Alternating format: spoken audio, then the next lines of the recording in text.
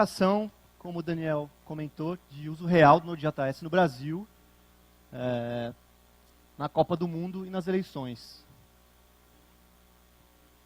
Bom, meu nome é Fernando. Eu trabalho com JavaScript desde 99 e eu comecei com Node um pouco depois que o Node apareceu aí. Eu tive a oportunidade de participar de uma apresentação do Ryan Dahl, que foi o criador, hoje ele não está mais, mas eu vi uma apresentação dele e eu vim para o Brasil já na intenção de resolver um problema que a gente já tinha no UOL. Bom, eu estou há pouco tempo no UOL aí, 15 anos. Para quem não conheceu, para quem não usou, eu trouxe alguns screenshots aqui só para vocês entenderem o que eu vou falar mais para frente. Esse era o placar da web, de Copa do Mundo e eleições. A gente teve também uma versão resumida na home do UOL. Mostrava apenas o presidente e a sua cidade, via GeoIP. E a gente tinha também as telas de aplicativos. Bom, a intenção do placar é ser uma plataforma de publicação em tempo real, mas a ideia de tempo real também é variável. Assim, a gente não tem, dependendo da aplicação, dependendo do que acontece, isso varia um pouco, mas a gente tinha uma brincadeira que a gente fazia lá no UOL, que se os fogos de artifício estourarem antes do negócio aparecer na sua tela, né, antes do evento de Go aparecer na sua tela, alguma coisa está muito errada. Isso lá atrás, no começo do placar. Hoje em dia, com WebSocket, é claro, isso é bem mais rápido, mas lá atrás a gente teve experiência de que você ouviu o grito do Go, mas ele não aparecia na sua tela. Né? E isso é uma experiência bem ruim para o usuário. Eu vou explicar como a gente saiu dessa plataforma mais antiga e chegou na versão atual com Node e WebSockets. Bom, antes de falar da estrutura e da arquitetura da aplicação, o real-time mesmo é esse cara aqui, ó, é o jornalista. Por que esse cara é o real-time? Porque é ele que preenche lá o publicador. Então, o tempo real, na verdade, é o quanto esse cara demora para preencher o dado lá e dar um publicar. No caso de Copa do Mundo e futebol. Né? Eu já vi esse cara trabalhando, eu já fui lá, sentei do lado dele, é um negócio meio insano. Assim. Ele está sentado com uma tela de TV, um monitor dele, ele está com um olho numa tela, outro na outra e digitando insanamente o que está acontecendo. Atrás dele tem um cara de backup, se esse cara precisar ir no banheiro. Porque alguém tem que preencher ali rapidamente se ele precisar sair. Se tiver uma emergência ali, esse cara levanta, o outro assume. Então ele preenche o dado na tela de publicação, isso vai para o placar e os usuários conectam no placar. É um esquema uma pattern de publish subscribe, é bem conhecida, não vou entrar em detalhes aqui, mas os usuários fazem o subscribe num canal, por exemplo, de um jogo, e o jornalista publica os dados de Go, de eventos sobre esse jogo, e os usuários vão recebendo. Isso é assim para a Copa do Mundo e outros jogos de outros campeonatos brasileiros, Brasileirão, Libertadores, etc. Para as eleições, tem um outro elemento aí que é o TSE. O TSE, ele envia para a gente os dados das eleições, mas entre ele e o jornalista, eu ainda fico com o jornalista. Assim, o jornalista ele é mais ponta firme do que o TSE. E aí, como, por exemplo, nesse último ano, 2014, as eleições, elas, duraram mais ou menos 1 hora apenas. Né? Porque os dados vinham, tinha que esperar os outros estados, enfim, teve uma demora aí e a atualização foi um pouco demorada. A parte importante desse produto, no UOL, é que ele traz muita audiência concentrada num espaço muito pequeno de tempo. Então, é de extrema importância que esse negócio funcione, porque se você for ver a audiência do ano, esse cara, nesse dia, desses eventos grandes, ele traz muita audiência para o UOL. E eu trabalho numa equipe, né, uma parte do UOL, que é a parte de conteúdo, e a nossa métrica é a audiência. Né? Tem outras áreas que trabalham com dinheiro, mas a nossa é o usuário conectado, é page view, é unique visitor, etc. Então, para a gente é muito importante esse negócio ficar de pé, porque se ele cair por 10 minutos, a gente perdeu, 20%, 30% da audiência, porque tem eventos que demoram 1 hora, como eu falei, as eleições desse ano, na verdade, elas demoraram 1 hora, porque foi o tempo em que começou o TSE a enviar dados e o tempo que já estava decidido quem era presidente. Então, é muito importante que esse negócio funcione naquele espaço de tempo e tenha uma criticidade alta por causa disso. Então, eu vou falar da evolução da arquitetura. Né? Esse slide, na verdade, resumindo ele, eu vou falar por que o protocolo HTTP, que é baseado em Request Response, não é muito bom para tentar fazer um negócio real-time lá atrás, né, até a chegada do WebSocket.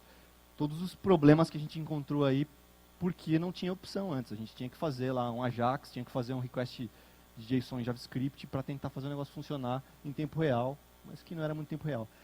A gente começou em 2006 com Apache bem conhecido aí, o web server, fazendo pooling. Pooling é uma técnica que, basicamente, o cliente fica incessantemente perguntando para o server, cara, chegou alguma atualização para mim aí? Chegou alguma atualização agora? Mas, cara, será que não tem um Go para mim aí? E o server fica respondendo isso não, até que chega um evento e aí o server responde para o cliente com a informação que ele quer. É o cliente batendo loucamente no servidor, perguntando se tem alguma informação para ele ou não. É a forma mais simples de fazer real-time, né? Nessa época não tinha muita opção, mas era o que tinha e é o que a gente usava. Mas, enfim, tinha alguns problemas aí. Nessa arquitetura, o dev estava feliz. Dev de front-end, de back-end, enfim, nem existia. O dev ele não fazia nada. Era aquela época em que você via atualizando em X segundos. É tipo um set timeout ali, ou um meta refresh que vai atualizar a página, então o dev está na dele ali. O DevOps, que é o cara de operações, né, o cara que mexe no hardware ali, ele já não estava tão feliz com essa arquitetura. A gente usava NFS, que é um negócio mais antigo que a internet, eu acho, né? Network File System, com cache. Cache também não é muito... Cache e real-time aí são coisas que não combinam tanto também. Mas o principal problema do DevOps era que o Apache, hoje o Apache também tem outras formas de fazer, mas naquela época o Apache era uma conexão por thread. Então cada usuário que batia toda hora no server perguntando, tem alguma coisa aí para mim, abria um thread, isso ocupava bastante memória, troca de contexto e tudo mais, e a aplicação, assim, ela não aguentava. Nessa época a gente tinha bem menos acesso do que a gente tem hoje, mas gerava bastante problema pro pessoal de operações ali, pessoal de infra. Para o user estava pior ainda, para o usuário, porque a gente podia chegar até em 1 minuto de tempo de atualização. Então, às vezes saía um gol, sei lá, o vizinho do cara já estava batendo na porta dele, zoando ele, que saiu o gol do time dele, e ele não tinha visto o gol ainda. Então, era bem ruim nessa época. Nessa época a gente teve, fazendo uma conta, né, porque no pooling ainda é request por segundo, mas transformando para usuários aí, a gente teve 30 mil usuários no jogo da Argentina versus Alemanha, em 2006. A próxima arquitetura que a gente já deu um passo aí de melhoria, a gente tirou o Apache e colocou o Nginx. O Nginx ele já tem uma arquitetura de assíncrona e event loop bem melhor, né? Ela já não abre um thread por conexão. Porém, para fazer o pooling, que aqui já é um pouco diferente, o long pooling, eu vou explicar, a gente precisou instalar esse HTTP push module aí. No long pooling, as coisas melhoram um pouco. Assim, é o client fica perguntando para o server, tem um evento aí para mim, chegou um goal para mim, e o server fica na boa, ele não responde. Ele fica lá, ele não fecha a conexão, deixa a conexão aberta, mas ele não responde. No momento que chega algum evento, ele escreve no socket, corta a conexão e o usuário recebe essa conexão, essa informação. Então ele já tem uma melhora aí com relação ao pooling. O problema que a gente teve ficou pior que o outro. Assim, o Nginx é bem melhor que o Apache para esse tipo de uso, mas o HTTP Push Module tinha um problema grave que ele causava que os workers do Nginx, né, que o Nginx trabalha com um modelo de core, um processo core que dispara outros workers, os workers viravam um zumbi e a gente não sabia o que estava acontecendo e a aplicação travava, ficava congelada. E não dava para perceber se você não entrasse na máquina e tentasse fazer alguma operação lá. E aí a solução foi, para escalar esse negócio, foi colocar vários DevOps, tipo 5, 6, durante os períodos que a gente usou essa infra, para o cara ficar logado na máquina e restartando. Coisa linda. É assim que escalava essa aplicação. Traz mais cara aí, bota eles logados no servidor e restarta esse negócio. Para o desenvolvedor, também não estava muito legal, porque era um long pooling e eram domínios diferentes. Tinha que usar o esquema de script lá do jQuery, era JSON-P. E JSON-P você não tinha muito controle de erro, enfim, quando não tinha evento de erro, né, quando quebrava a conexão, você não sabia que isso tinha acontecido, então, enfim, estava ruim para o dev também. Para o usuário tinha melhorado, por incrível que pareça, porque todas essas quedas, o que acontecia o usuário ele ficava pendurado, quando a máquina travava, ele caía, e o próprio script na interface já fazia a reconexão, e uma hora dava certo, ele caía no servidor que aceitava a conexão dele. Então ele não percebia isso acontecer. Então, para o usuário, para a internet, para a gente, foi meio que um sucesso, assim, mas a gente sabia que o negócio estava muito ruim, não tinha como escalar esse negócio. A gente teve já um aumento aí, isso foi no Carnaval do Rio, a gente teve 72 mil usuários simultâneos conectados nessa plataforma. E aí já em 2011, no JS é 2010, já em 2011, eu comecei a desenvolver em Node, e na hora que eu vi lá como funcionava o esquema do Node, eu falei, putz, esse negócio encaixa legal no problema que a gente tem hoje. E assim, o all ele é baseado em Java, mas eu cheguei lá com o Node e a gente fez acontecer. Nessa época, em 2011, eu coloquei o Node atrás do Nginx. O Nginx fazia um proxy pass, que é, enfim, é um proxy entre ele e o usuário, ele e o Node. E a gente deu mais um pulo aí, que nessa época CORS, que é o JavaScript Cross Domain, já estava melhor, já tinha mais suporte. Então, eu implementei isso do zero no Node, o long pooling com CORS. Nessa arquitetura, o dev não estava tão triste quanto na outra. Ele já podia usar JSON com XML HTTP request por causa do CORS, mas ainda tinha que dar um suporte a cara que não suporta. Mas o principal aqui é que a minha intenção quando eu desenvolvi, como a gente está falando de 2011 aqui, Node ainda não era bem divulgado. Assim, quer dizer, era bem divulgado, mas não era usado por grandes empresas. Então eu estava correndo um risco grande numa aplicação de muita importância para o wall.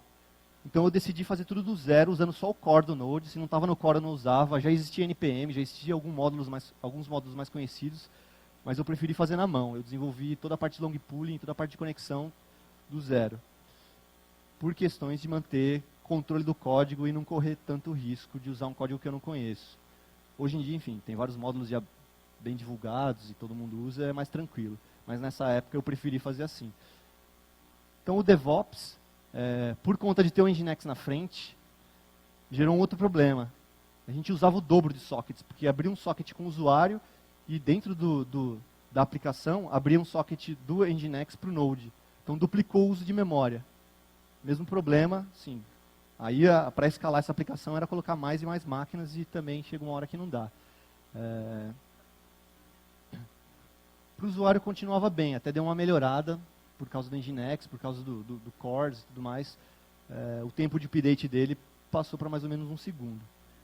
A gente teve 500 mil usuários simultâneos em Rio 2013.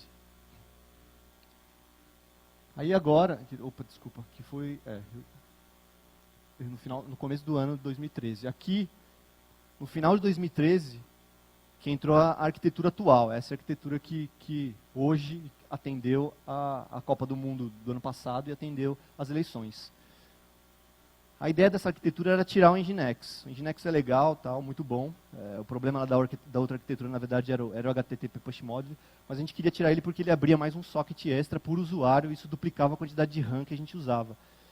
Então aí a gente já aproveitou e deu 2 passos, né? Tiramos o Nginx na frente e, como o uso de WebSocket e o suporte ao WebSocket já estava melhor, a gente pegou um módulo pronto de WebSocket que eu vou falar mais para frente. Aí também já tinha mais, o uso de módulos já estava mais disseminado, né? Já tinha alguns módulos bem usados, bem conhecidos. Eu fiquei mais tranquilo em usar. E com WebSockets a comunicação é bidirecional, então ganha ainda mais no quesito performance. Usa TCP em vez de HTTP, né? Um outro problema de todas as outras arquiteturas é que o protocolo HTTP ele é muito verbose, assim, ele precisa de muitos headers para você mandar um JSON de, sei lá, 10 caracteres, ele coloca tanto header que o header acaba sendo mais pesado do que o próprio payload, que é o JSON. Então, com WebSockets tem um ganho grande também na quantidade de dados que é trafegado entre o usuário e o servidor. O único apontamento que dá para fazer aí do WebSockets é que o handshake dele é mais pesado, né? Ele faz um handshake que tem uma chave segura que vai e vem, ele bate como HTTP e faz um update, então ele é um pouco mais pesado que só conectar em HTTP. Mas depois que o handshake está concluído, que as duas partes falam, eu aceito WebSocket, eu também, aí a conexão é muito mais rápida. Bom, nessa arquitetura, como eu falei, aí eu já comecei a ir atrás de um módulo de WebSocket, porque, enfim, implementar o WebSocket do zero não é brincadeira, eu dei uma pesquisada. E aí eu optei por esse módulo, que é o WS, que é um módulo bem baixo nível, digamos assim, né? Várias outras libraries mais conhecidas de mercado usam ela por trás. Ela é uma library bem básica de WebSocket, mas é uma das mais performáticas. Os únicos pontos de atenção aqui que eu tive na época é tratar dado binário. Assim, minha aplicação não suportava dado binário, mas teve um dia que um dos primeiros dias que eu coloquei ela em produção, crashou na hora, porque alguém, enfim, milhões de pessoas tentam hackear o UOL todo ano e de tudo acontece. E na hora crashou, porque eu não tinha feito um if para tratar de dado binário. Eu queria só descartar o dado binário e queria só aceitar a parte de texto do WebSocket. Né? O WebSocket aceita binário e texto. Uma outra coisa que eu fiz foi desabilitar o RIXE. O RIXE é a versão antiga do protocolo HTTP, do protocolo WebSocket, desculpa. Mas é bem antiga mesmo, assim, os browsers, foi a primeira versão que eles implementaram, ela tinha vários problemas de segurança, então eles até deixaram de dar suporte a isso. Eu fui na lib lá, dei uma mexida e desabilitei esse negócio, porque esse código na lib era um código gigante e os browsers que usavam essa lib aí não mereciam. Então, vou explicar o que eu faço com esses browsers depois. Bom, aqui é a arquitetura de fato. A gente tem o usuário lá na esquerda de vocês, a internet, onde o usuário bate via browser num DNS. Esse DNS escolhe um data center do UOL, a gente tem 3 data centers, ali eu coloquei 2, mas enfim, ele bate num DNS, o DNS escolhe um data center, dentro desse data center tem um roteador que manda para uma máquina, uma das máquinas que está dentro daquele data center, e essa máquina, ela espalha para os workers dentro dela, né? Dali do server para trás é tudo Node.js, dali para frente é a internet. Quer dizer, o roteador ali está dentro do UOL, mas é infra, né? Não chega ao meu domínio. E para fazer os workers, a escolha óbvia era usar o cluster do Node.js. É um módulo core dele. E eu fui feliz lá, bom, está pronto, só vou dar um require aqui, disparar os workers e vamos ser felizes. Mas não foi bem assim, né? Depois que eu implementei essa versão da aplicação, a gente começou a fazer teste de estresse, a gente percebeu que a maioria dos usuários, né, do nosso teste, na verdade não eram usuários, mas enfim, do nosso script de conexão ali, eles ficavam concentrados no primeiro ou no segundo worker. Cara, a gente gastou uns 3, 4 dias tentando entender por que isso acontecia. Assim, mexemos com o kernel, recompilamos, mexemos com o CPU Affinity, por que esse negócio está batendo nos mesmos cores. Tem lá, a máquina tem 32 CPUs e 2 CPUs ficavam usados e os outros 30 ficavam livres. A gente gastou um tempo grande com isso, assim. Enfim, conclusão não teve jeito.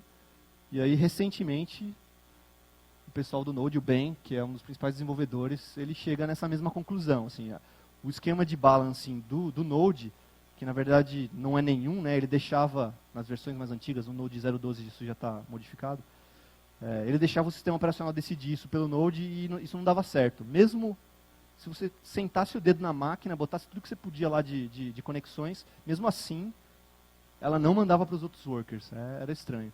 Mas enfim, aí recentemente, isso foi esse ano, aí, enfim, a Copa já tinha passado, só tive a confirmação do que a gente tinha descoberto naquela época.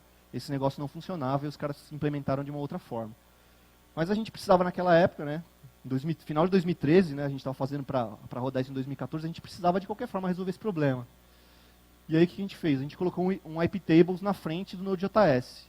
Esse cara, ele foi responsável por fazer o espalhamento para os workers. Então eu precisei, em vez de usar o cluster do Node, que seria a coisa pronta e mais correta a usar ali no momento, eu precisei fazer também na mão a parte de workers. Então crio o processo master dispara os child processes, que são os processos workers, conta o número de CPU, enfim, tem uma lógica por trás disso, dispara os workers e beleza. Aí a gente colocou um IP tables, cara que trabalha comigo, que é o DevOps, e configurou para fazer um round robin entre os workers. Então o usuário batia na máquina, no iptables, e o iptables mandava ele para um dos usuários que estavam na máquina, um dos workers que estavam na máquina ali em cada core. E o iptables faz isso perfeito, assim, você tem 20 cores, você conecta com 40 conexões, ele faz um em cada um, depois volta para o começo e faz de novo, e dá certinho, o espalhamento fica 2 para cada, bonitinho. Não vejo nem motivo para trocar para o cluster agora, assim, talvez isso eu reveja no futuro, mas hoje eu acho que está bem. Bom, aí falando mais uma coisa que aconteceu com a gente, a ideia para a Copa do Mundo era pegar essas máquinas humildes, aí isso também era 2013, máquinas com 64 GB de RAM. Bom, se for falar em 2015, talvez os caras já me dessem uma máquina com 128, mas enfim, eram umas máquinas meio estúpidas 2 anos atrás, 1 ano e pouco atrás. E a gente disparava workers -1 CPU, porque a gente deixava um dos CPUs para o master, então nesse caso aqui tinham 32 cores, a gente disparava 31 workers, e nos nossos testes a gente fez mais ou menos 1 milhão de usuários nessa máquina aí. Aí fazendo uma conta, a gente chegou aí que a gente conseguia mais ou menos 33 mil e poucos usuários por worker, ou 16 mil e poucos usuários por giga de RAM. E, enfim, essa máquina era um sonho, mas, cara, também teve um problema aí.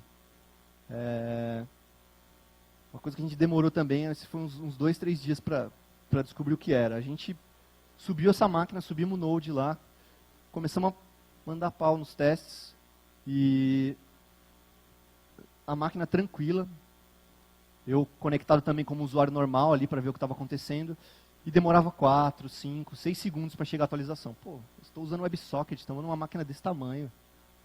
Estou mandando lá 1 milhão de usuários e estou conectando eu também com o meu browser para ver o que está acontecendo, e eu não recebi atualização imediata. Máquina tranquila, RAM sobrando, CPU sobrando. A gente não estava entendendo também o que está acontecendo, demoramos também mais 1 dia, 2.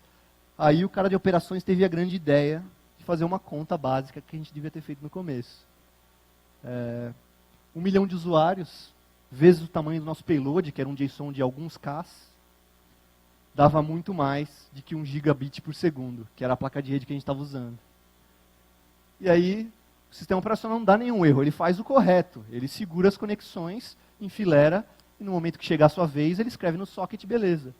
Só que para perceber isso ali na hora, não tinha nenhum erro no console, não dava erro em lugar nenhum, simplesmente a placa de rede estava entupida, e eu não recebi o dado porque eu estava numa fila de gente para receber, e quando chegava na minha vez, já tinham se passado vários segundos. Também foi um problema chato de descobrir. E aí, para resolver esse problema, a gente tinha 3 opções, né? Ou a gente poderia colocar uma placa de rede de 10 gigabits, mas nesse data center dual que a gente tinha, nessa área que a gente estava, não era possível, a gente teria que mover para uma outra área essas máquinas, então a gente não achou que valeria a pena. Outra opção era colocar mais placas de rede na mesma máquina, mas aí precisaria mexer na aplicação também, a gente já tinha testado funcionalmente e outras coisas, enfim, teria que dar muitos passos para trás. E o último caso, que a gente julgou como o mais simples, era botar no cloud. Em vez de usar essas máquinas parrudas aí, a gente, em vez de usar essas máquinas gigantes, poucas máquinas gigantes, vamos pegar várias máquinas menores no cloud e vamos ver se esse negócio funciona lá também. E a gente fez a mesma comparação no cloud. Então, a gente chegou num uso previsível aí, ficou mais ou menos parecido, apesar da máquina ser muito menor, a razão entre as duas ficou parecida, mais ou menos 33 e poucos mil usuários por worker e mais ou menos 16 mil usuários por gigabyte de RAM. Então a gente tinha um crescimento horizontal ali que ele se mantinha ao longo do tempo. Mais um pequeno problema que a gente teve é que o DNS ele não é muito seu amigo, assim, ele escolhe, quando o usuário acessa, ele escolhe um dos IPs dos data centers do UOL e ele fica naquele IP. E a gente percebeu que quando o usuário lá com o browser dele batia no DNS, ia para o data center do UOL e depois caía no nosso server, tinha uma tendência a uma das áreas do UOL, algumas máquinas do UOL. Então, ficava muitos usuários num lugar enquanto outras máquinas estavam tranquilas. E aí, numa situação de estresse total, o que acontecia é que essas máquinas, primeiro, elas capotavam e as outras ficavam de boa. As outras que estavam no final, mais para o fundo sei lá, do range de Ps, elas ficavam mais tranquilas. E aí, para resolver isso, eu fui lá na especificação do protocolo, WebSocket, e vi que tinha uns códigos de erro lá que eram para aplicação. E eu peguei, vou pegar esse primeiro código de erro aqui, o 4001, vou implementar dentro da aplicação um esquema que quando a aplicação tiver na tampa, tiver praticamente com uso de RAM lá em cima, eu vou mandar uma mensagem para os clientes que chegarem depois. Então, quem já entrou, tranquilo, esse cara vai continuar em real time, vai continuar numa situação boa, recebendo em milissegundos as atualizações. Mas quem chegar depois disso, eu vou retornar para o cliente um 4001, e o cliente, eu falo com o desenvolvedor de front-end lá, e ele vai programar um negócio que vai fazer esse cara tentar ir numa outra máquina. Então, a gente fez isso, né? Isso deu uma boa melhorada na disponibilidade geral da aplicação, porque com isso a aplicação não caía mais. Não tinha mais jeito da aplicação cair, porque no pior caso, se todo mundo ficasse lotado, os próximos usuários que chegassem iam ficar tomando, vai embora, tenta numa outra máquina, e esses caras não iam conseguir entrar. Mas quem estava ali, já estava assistindo, ia se manter assistindo com uma qualidade boa. Então esse também foi um outro problema que a gente teve que solucionar na aplicação. Bom, por último, um último dos problemas, né, obviamente, eu até coloquei um selinho do Edge aqui, porque eu só vou falar do IE, o Edge é legal.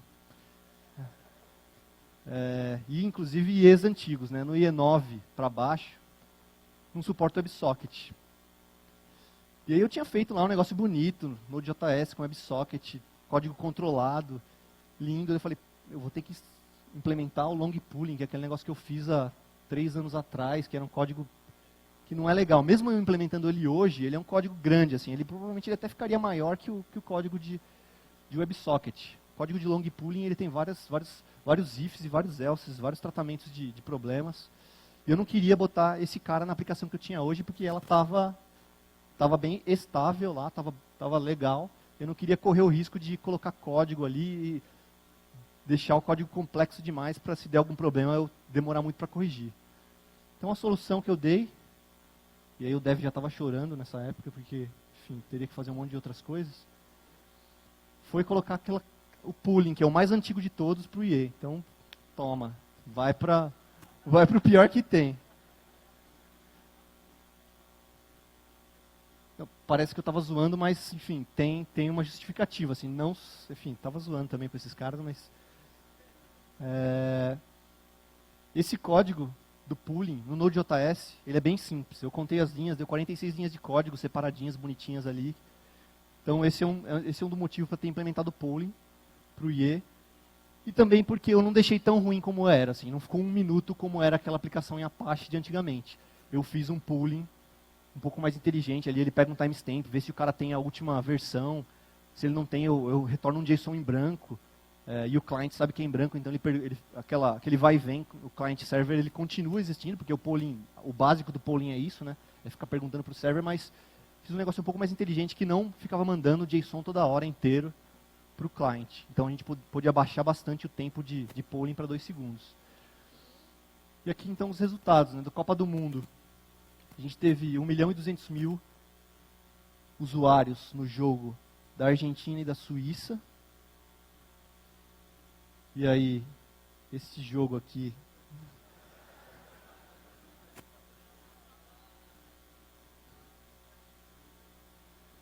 Esse jogo acompanhou o resultado, porque foi fail. Mas por que foi fail, né? Porque os jogos do Brasil o pessoal assiste na TV. Então é normal isso, a gente já sabe que a audiência desses jogos não é muito alta no placar wall, porque a galera assiste na TV. Muita gente assiste na TV e acompanha no placar wall ao mesmo tempo, como uma segunda tela, mas mesmo assim, como vocês podem ver, é bem menor a quantidade de usuários que a gente tem em jogo do Brasil. O pessoal liberado do trabalho, vai para casa e tudo mais. Eleições. No primeiro turno a gente teve 1.100.000 usuários simultâneos conectados. E no segundo turno, que esse é o nosso pico atual de usuários reais, uma aplicação real no Brasil, de usuários simultâneos, é 1.500.000 usuários. E para finalizar, o DevOps estava mais feliz, porque hoje tem um DevOps para essa aplicação, e ele é compartilhado com outros times, então o trabalho dele é bem tranquilo. A gente não teve mais restarts, o Node aguenta muito bem, com o IPTables na frente fazendo Os redirects também é bem tranquilo, porque o iptables é um módulo do kernel lá, é bem leve, o uso de RAM dele nem faz cócegas nas máquinas lá. O user já estava legal para ele, para o usuário, mas com o WebSocket a gente ficou na casa de milissegundos, então ficou bem rápido. Ficou de fato real time. Para o dev nem sempre está feliz, né? Não tem jeito. Sempre tem algum problema para o dev. Teve que fazer o pooling para o IE, como eu comentei, não teve jeito. Tive que fazer no Node, teve que fazer no front-end. Teve um outro probleminha que foi até chato de resolver, porque descobrir se o cara tem, se o browser do usuário tem suporte ao WebSocket, não foi suficiente ver se tem um window.websocket lá. Por quê?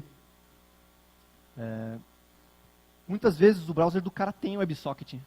Ele dá suporte ao WebSocket, só que na hora de conectar, algum problema de rede, ou o cara está no trabalho dele, ou tem um firewall, ele não consegue conectar.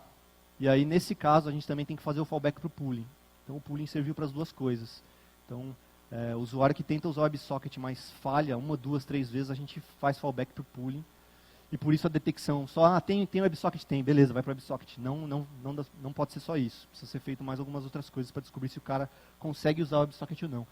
E por último ainda, eu tive que implementar um ping-pong do lado do cliente do server, porque no mobile, o cara está no 3G, ele passa num túnel, a conexão cai e volta. A gente percebeu que em alguns momentos, o callback de erro do WebSocket não dava trigger. Então, caía a conexão, o cliente não percebia e ficava desconectado. Normal caiu a conexão, dá trigger no evento de close ou de error, você conecta de novo. Beleza, o normal é fazer isso, mas em alguns casos, no 3G, no mobile, não dava trigger no evento de close e aí o usuário ficava achando que estava vendo alguma coisa em real time, mas na verdade estava congelado o negócio. E é isso, obrigado.